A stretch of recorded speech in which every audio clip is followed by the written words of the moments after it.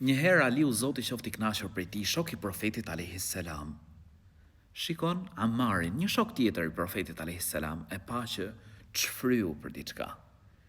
I tha: "O Ammar, nëse kjo është për ahiretin, për botën tjetër, tha është një tregti fitimprurse.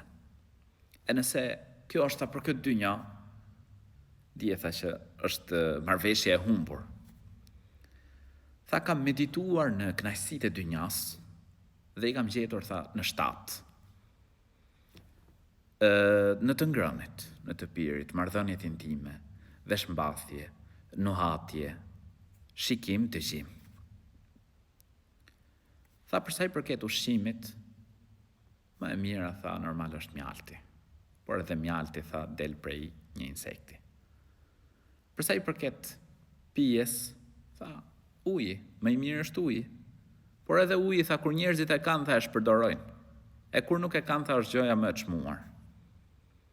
E kur vjen tha tek veshmbathjet, tha kam gjetur tha më e mira tha është mëndafshi, por edhe ai tha del prej një krimbi.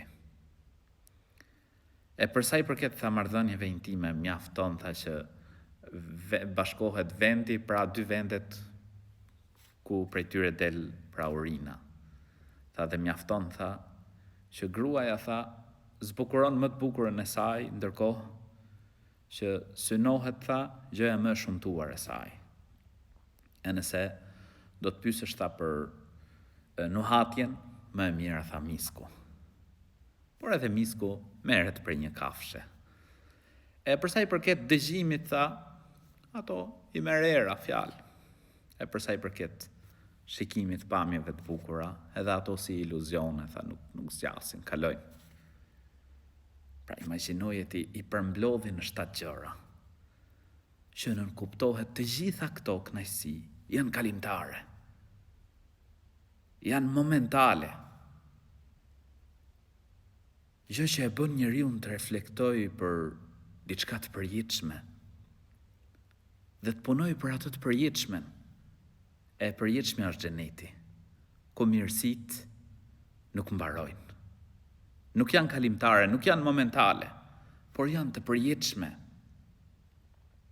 Ja vlen vllai, të punojmë, ta lutim Zotin për xhenetin, ku në të ka lumturi të përjetshme, kënaqësi të përjetshme. Nuk përfundojnë kënaqësitë në xhenet, nuk njohin mbarim. Nuk ka smundje, nuk ka pikëllim, lumturi e përjetshme. E lutim Zotin e gjithësisë që të na mundësoj xhenetin. Amin.